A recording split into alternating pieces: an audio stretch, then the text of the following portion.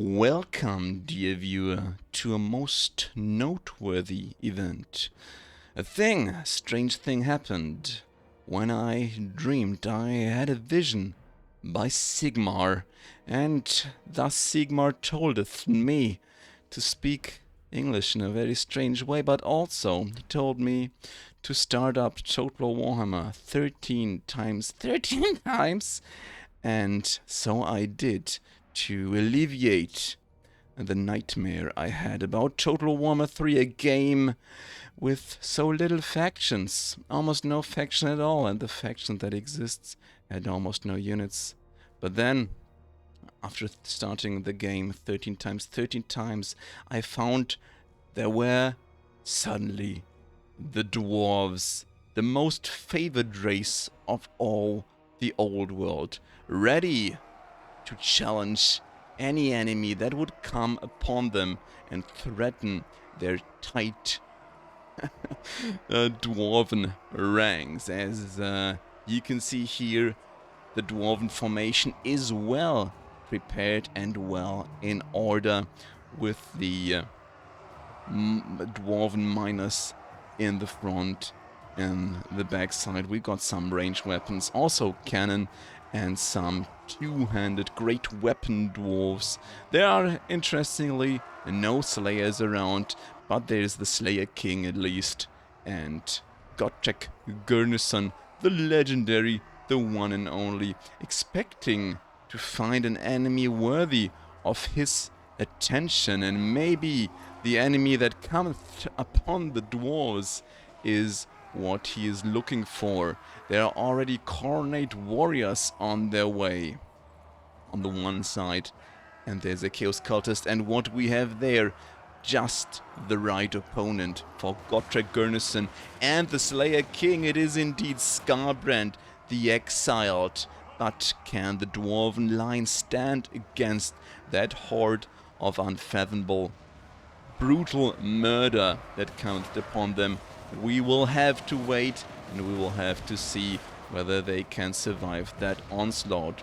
The Skaven backline is already under threat by several Chaos Warhound regiments, but for now the Chaos Warhounds were too undisciplined at attacking this dwarven line before the main force has reached the front line of the dwarves, and so they are already been routed already, and now it is time for the attack of the Bloodletters of KHORNE. The miners with blasting charges have thrown their load, exploding into the faces of the Bloodletters and the warriors of KHORNE alike, and doing quite considerable damage, all things considered.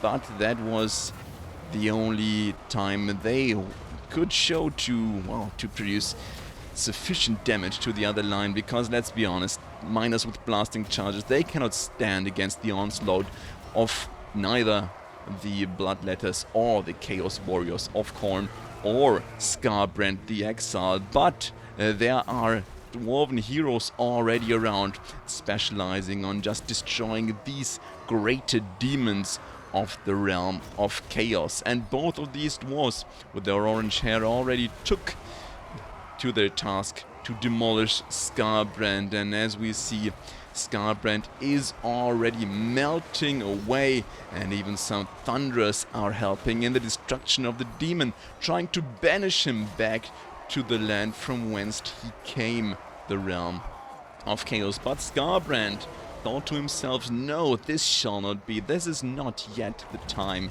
to go back to the realm of chaos. Better to kick some dwarves. That's why he's got these iron hoofed feet, right? Not going to use my axes. They're just for decoration. They're far too pretty to actually use. Oh, and now I used them.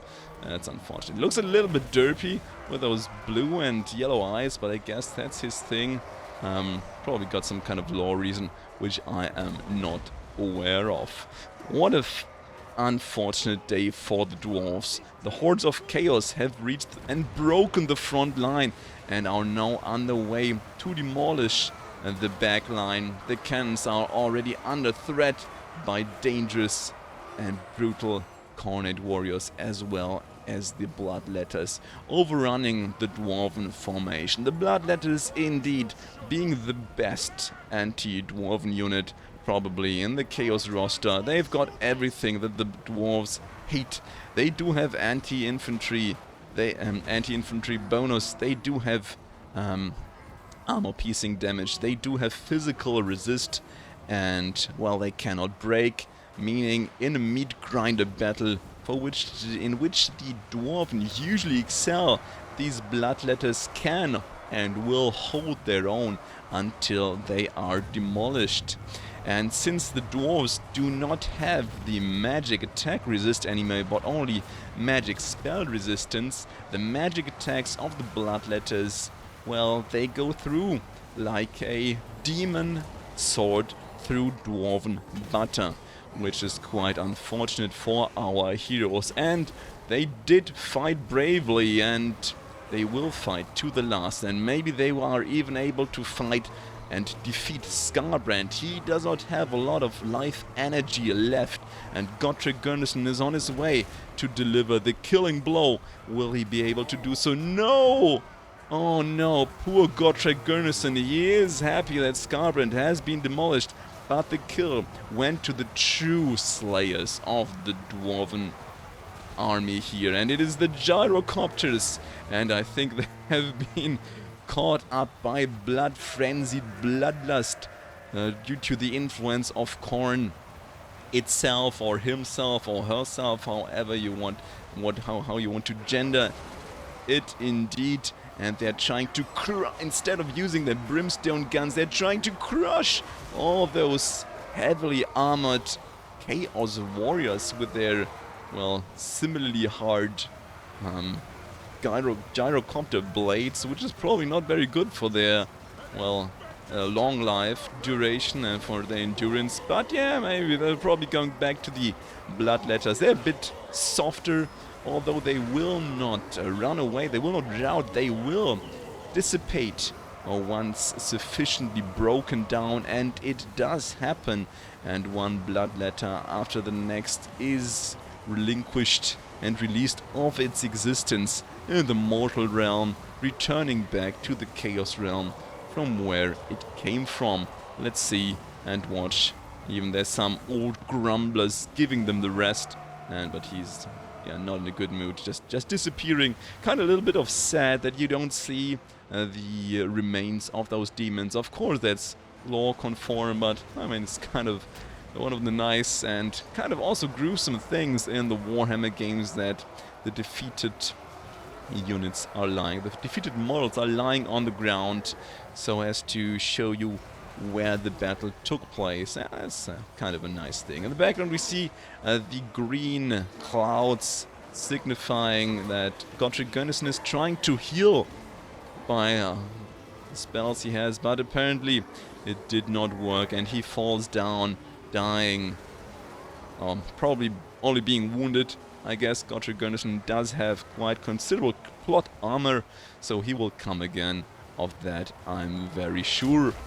The last of the dwarves begin to run. Even the old grumblers cannot hold on anymore. They turn and flee, which is not going to work out too well, since Bloodletters have a lot longer legs and they can even move them a lot faster. So the dwarven line has been overrun, and so it begins, the battle between the old factions from Warhammer 1 and Warhammer 2 and the new factions from Warhammer 3. If you want to see more and want to see more battles of factions fighting against each other, then just write a comment, leave a subscription on the channel, and we'll see what's going to happen. Thank you for watching, and see you all again soon.